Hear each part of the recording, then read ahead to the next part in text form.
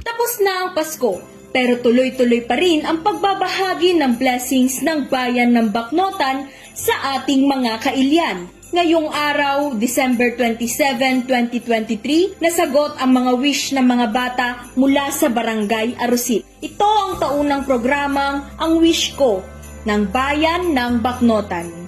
Nagmistulang Santa Claus ang mga empleyado ng Bayan ng Bacnotan sa pangunguna ni na Mayor Divine Fontanilla at Vice Mayor Francis Fontanilla.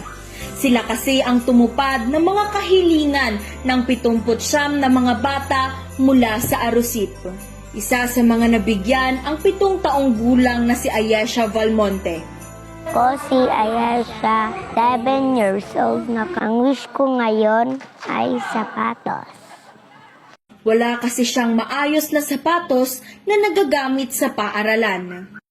Ang kanyang simpleng kahilingan na magkaroon ng sapatos, tinupad ng bayan ng Bacnotan.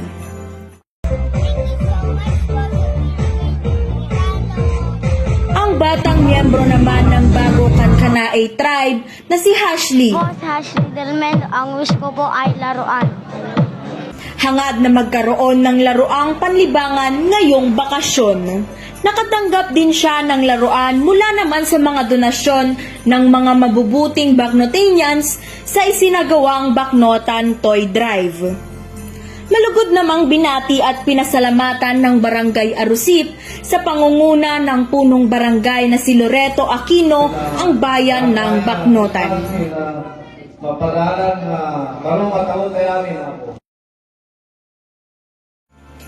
Personal na naghatid ng saya sina Vice Mayor Francisco Fontanilla, mga miyembro ng Sangguniang Bayan at mga department at unit heads ng bayan ng Bacnotan. At tay wishes nga talaga iti uping.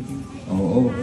So nga kagi kanya ako ngayat iti fake nga ito baka ngayon no di original ti kayat na. Bukod sa pagtupad ng mga wish, nagbigay din sila ng mga aginaldo. Nakisaya naman sa mga bata ang mga mascot na sina Princess Poppy at Stormtrooper.